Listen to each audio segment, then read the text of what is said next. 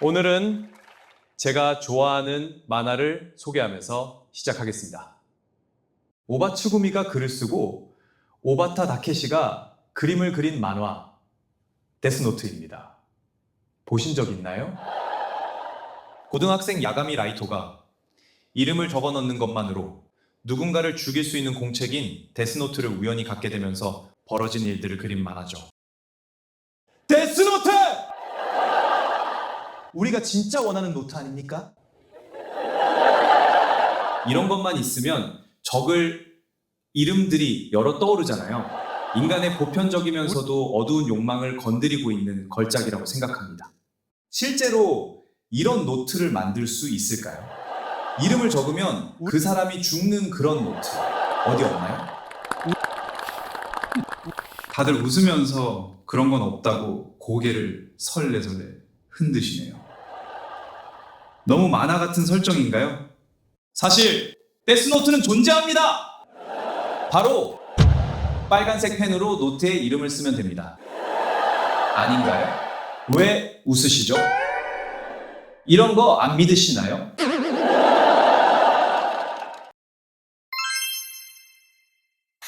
빨간색으로 사람 이름을 쓰면 안 된다. 모두가 들어본 적 있을 겁니다. 그러면 그 사람이 죽는다.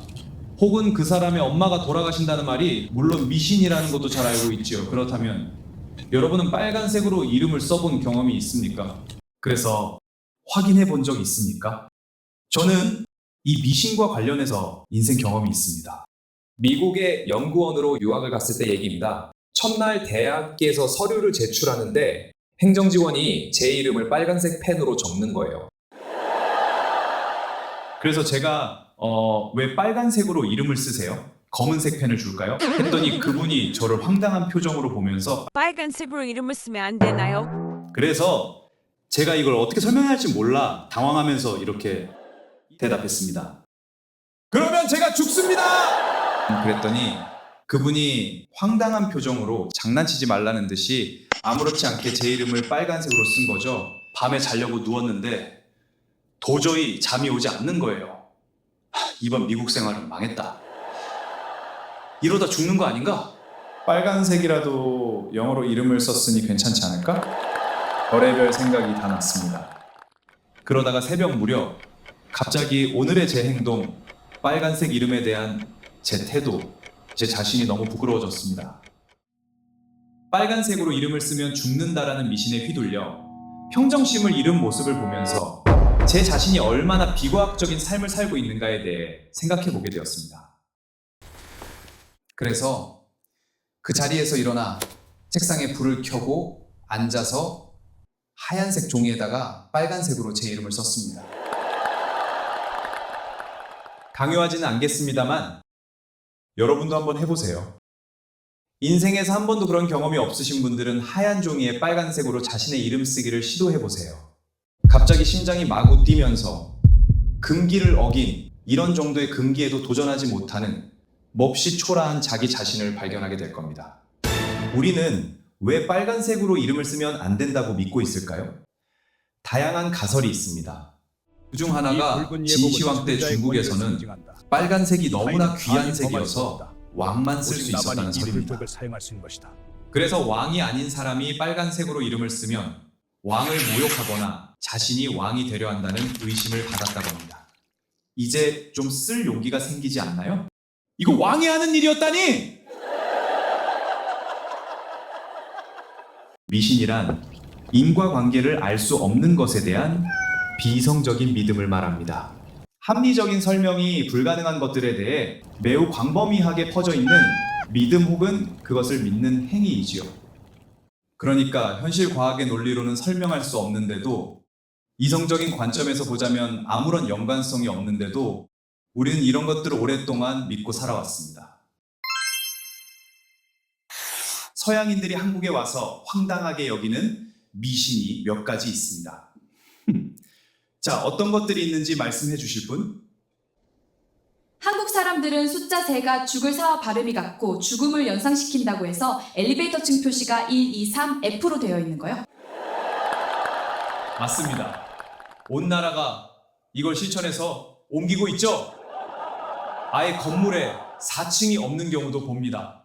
너무 흔해서 이상하지도 않으시겠지만 생각해보면 말이 안 되지 않습니까? 또 다른 의견 계신가요? 남자가 닭날개를 먹으면 바람을 핀다는 얘기를 합니다. 저로서는 고마울 수도 있는 가부장적인 미신입니다. 덕분에 우리는 남자들이 닭다리를 독차지하는 황당한 시대에 살고 있습니다. 사실 저는 이런 식의 가부장적인 발상이 매우 불편합니다. 문제는 남자들만이 아니라 세상의 많은 장모님들이 이 미신을 믿으셔서 현실화되고 있다는 사실입니다. 돼지꿈을 꾸면 복권을 사라거나 사랑하는 연인에게 신발을 선물하면 떠난다거나 우리는 오늘도 이런 미신을 믿으며 살고 있습니다. 옛날부터 어르신들이 믿었던 금기들이 많죠. 어떤 것들이 있는지 이번에는 패널분들께서 대답해 주시겠어요?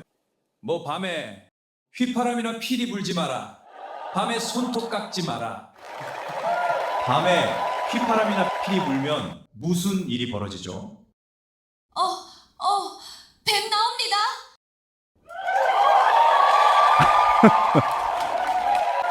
밤에 손톱 깎으면 왜 안 되나요? 손톱을 깎으면 종종 엉뚱한 곳으로 튀는데 쥐가 그걸 먹으면 내 영혼이 쥐한테 간다고 합니다. 영혼 이동설 굉장히 흥미롭습니다. 저는 그 현상을 너무나 보고 싶은데 아직까지는 보지 못했습니다. 그 외에도 많죠.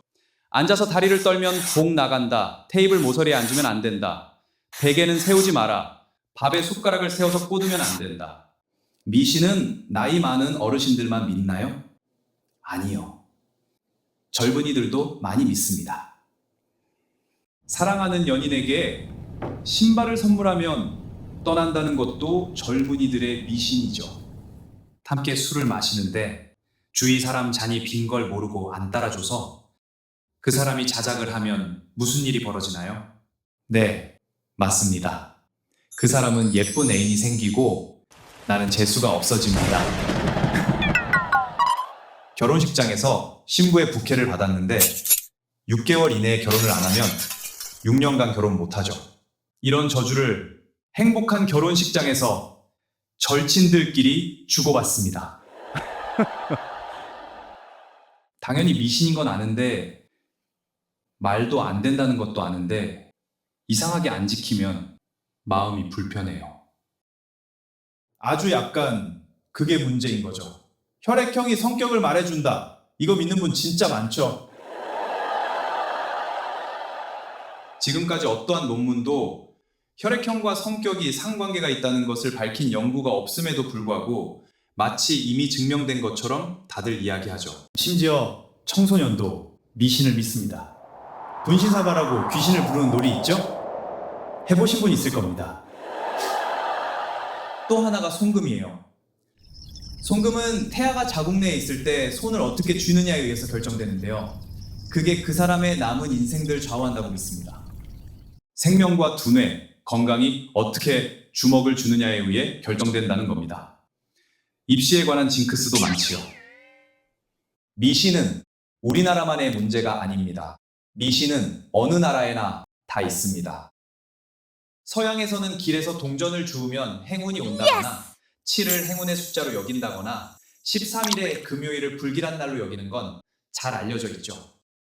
사다리 밑으로 지나가면 재수가 없다거나 실내에서 우산을 펴면 재수 없다는 것도 서양의 미신입니다.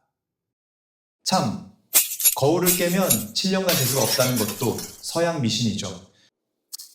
이렇게 어느 국가든 민족이든 사회든 미신을 믿는 문화가 존재했습니다. 미신을 믿는 행위는 인간의 아주 보편적인 행위라는 겁니다.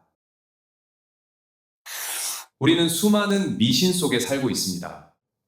우리가 계속 사소하게라도 지키고 있기에 우리 주위에 아직도 존재합니다.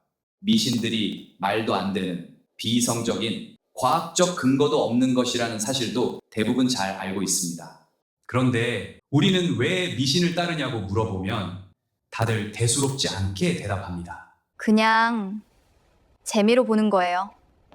재미있잖아요. 하지 말라는데 굳이 할 필요 있나? 뭐 딴 거 있나? 무시하면 찝찝하잖아. 혹시 몰라서 그냥 지키는 거예요.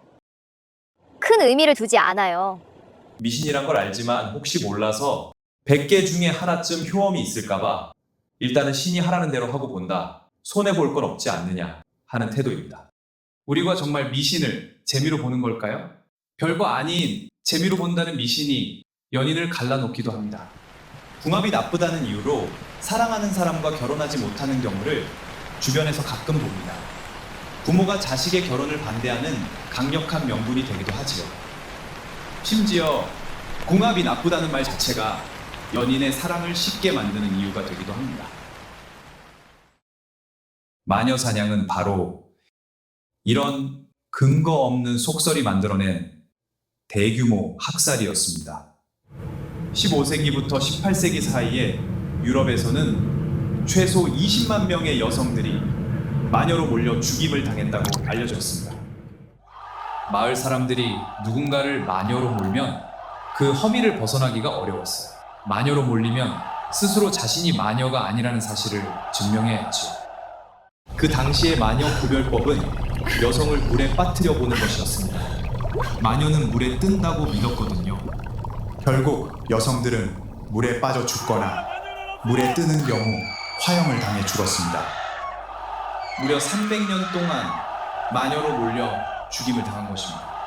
마녀 사냥뿐만 아니라 비합리적인 믿음 때문에 억울한 사람들이 희생당한 사건은 인류 역사에서 보편적으로 일어났습니다.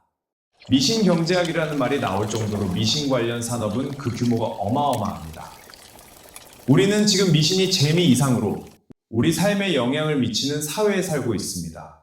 제가 오늘 미신이라는 주제를 환기하는 이유는 무엇보다도 너무도 소중한 우리의 삶이 불합리한 요소들의 영향을 받고 있기 때문입니다. 왜 우리는 삶을 구속하는 비이성적인 믿음이 우리를 지배하는 것을 허락하고 있을까요? 내 삶은 내가 하기 나름이고 나의 온전한 의지에 좌우된다는 고귀한 믿음을 왜 우리는 스스로 기꺼이 너무나도 쉽게 포기하는 걸까요?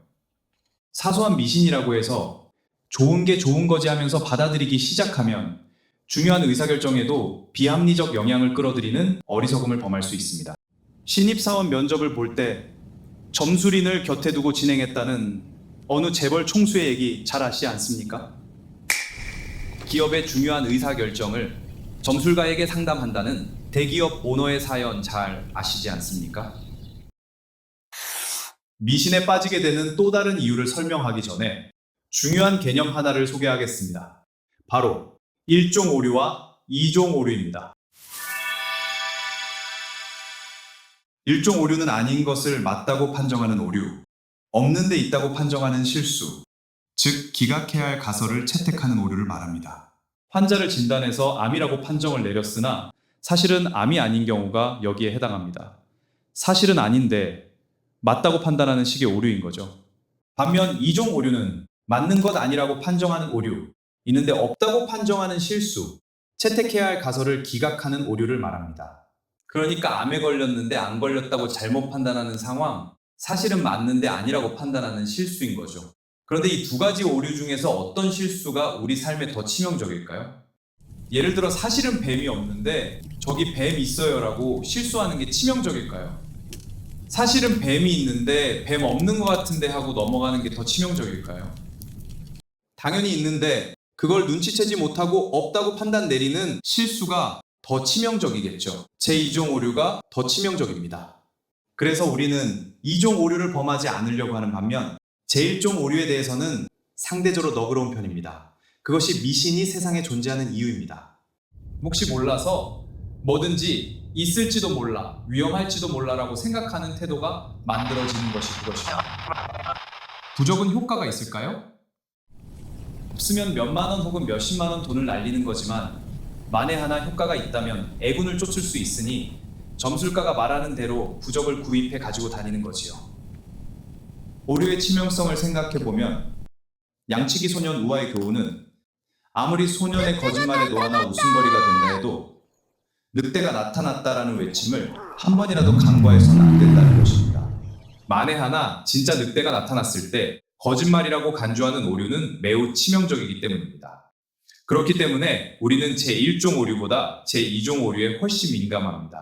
뱀이 나타났다 같은 외침에 매번 반응하도록 우리 뇌는 만들어져 있습니다. 우리 모두는 생존에 절대적으로 민감한 겁쟁이들의 후손입니다. 우리 인간은 이런 겁쟁이 뇌를 수만 년 전에 물려받았습니다. 그리고 이 복잡하고 과학적이고 이성적인 현대사회에서도 정글에서나 통할 법한 규칙들을 유지하면서 살고 있는 거죠. 회의주의자이자 저널리스트인 셔먼은 우리 뇌에 믿음 엔진이라는 게 있다고 합니다. 초자연적인 현상을 쉽게 믿는 사람들일수록 무작위 패턴 속에도 의미 있는 패턴이 존재한다고 믿고 자연의 무작위적 패턴을 보면서도 신의 메시지를 읽습니다.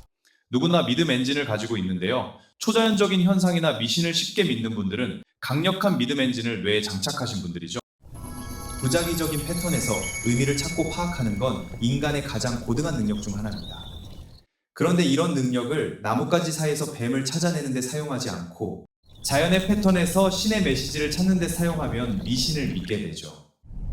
그들은 영험한 절대자가 우리한테 메시지를 주기 위해 자연에 그걸 숨겨놓았다고 믿습니다. 하늘의 구름을 살펴보세요. 내 마음이 어떠하냐에 따라서 평온한 양떼처럼 보이기도 하고 사탕이나 강아지 등 굉장히 다양한 모습들이 나오잖아요. 신이나 초자연적인 현상을 쉽게 믿는 사람들은 모든 존재에는 이유가 있으며 그 이유를 절대자가 우리에게 들려주는 메시지로, 즉 자기 중심적으로 파악하려는 특징이 있습니다. 그런 분들은 음모론도 쉽게 믿지요. 음모론은 발견된 사실들 가운데 비어있는 영역, 즉 설명이 되지 않는 영역을 메우고 싶어하는 우리 본능과 관련이 있습니다. 음모론은 사건과 사건 사이에 끊어져 있는 고리는 연결해 세상을 잘 짜인 스토리로 이해하려는 노력, 이를 위해 인과관계를 만들려는 노력의 산물입니다. 우리 뇌는 이야기를 만들어내는 놀라운 능력을 가지고 있습니다. 우리는 그 안에 굉장히 그럴듯한 이야기를 집어넣을 수 있지요. 그래서 세상의 모든 음모론들이 굉장히 그럴싸하게 들리는 겁니다. 음모론을 쉽게 믿는 분들은 심지어 미래를 예측할 수 있기를 바라는 마음이 간절한 분들입니다. 행복은 예측할 수 없을 때 더 크게 다가오고 불행은 예측할 수 없을 때 감당할 만하다.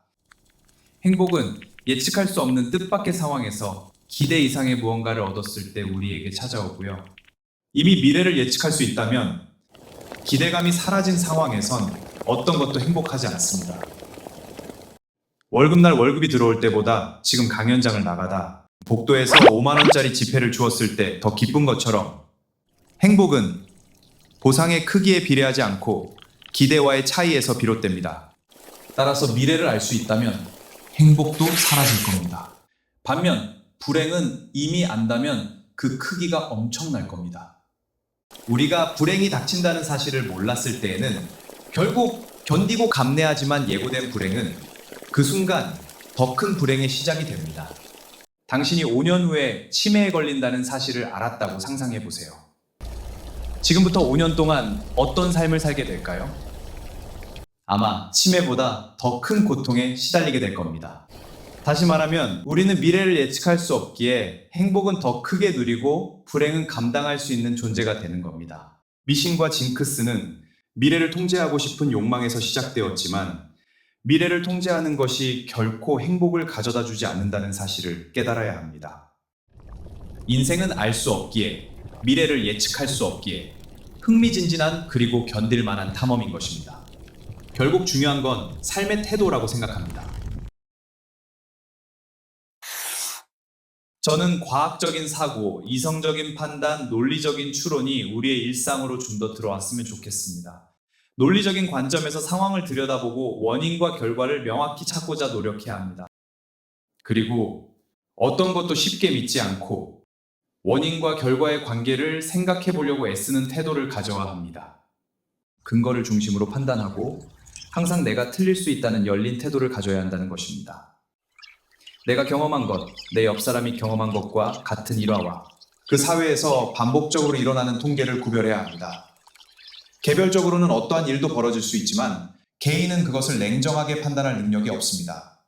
어떤 일이 실제로 반복적으로 벌어지고 그 일이 발생할 만한 개연성을 이해하게 되었을 때 비로소 존재하는 것이라고 믿는 태도. 내가 우연히 나 혼자만 아주 특별한 체험을 했다고 해서 그것을 존재하는 것으로 쉽게 믿지 않는 태도, 이것이 과학적인 태도의 출발이라고 봅니다. 그러기 위해서는 일화를 경험했다고 해서 그것을 존재하는 것으로 쉽게 믿지 않아야 합니다. 그럼에도 불구하고 세상에선 어떤 일도 벌어질 수 있고 실제로 가능하다는 열린 태도도 필요합니다. 무언가를 처음부터 이건 절대 말이 안 되는 것, 비과학적인 것이라고 단정짓고 어떤 것도 받아들이지 않는 태도는 진실을 외면하는 도그마에 빠질 수 있습니다. 늘 따져보고 의심하는 동시에 어떤 것도 가능하다는 열린 태도를 가지는 것은 우리 모두가 가져야 할 태도가 아닌가 생각합니다. 우리에게는 지성주의도 필요합니다. 지성주의란 하나의 사상이나 생각에 몰입하지 않고 우리 모두가 계속 생각하는 주체가 되는 것입니다. 인간의 지성으로 우주와 자연, 생명과 의식, 이 거대한 사회를 완벽히 이해할 수는 없겠지만 인간의 지성을 표라하는 태도로 그 본질에 접근하는 건 더욱 불가능합니다. 우리 사회가 지성주의에 의지한다면 미신이나 초과학적인 현상에 쉽게 열광하지 않게 될 것입니다. 금기에 한번 도전해 봅시다. 행운의 편지 받으면 많은 사람들이 보는 앞에서 박박 찢는 퍼포먼스를 해보자고요. 억지로 하지는 마시고 마음이 감당할 수 있는 범위 안에서만 실천해 보세요. 잘못된 미신과 옛된 금기를 깨는 통쾌함을 맛보시고 불행이 찾아오면 어쩌나 하는 두려움을 줄여나가는 삶을 살아보세요. 비이성적인 것들에 우리 삶이 휘둘리지 않도록 합시다. 오로지 의지와 노력으로 우리의 행복을 스스로 결정하겠다는 믿음이 널리 퍼졌으면 합니다. 합리적인 사회를 우리 함께 만들어 갑시다.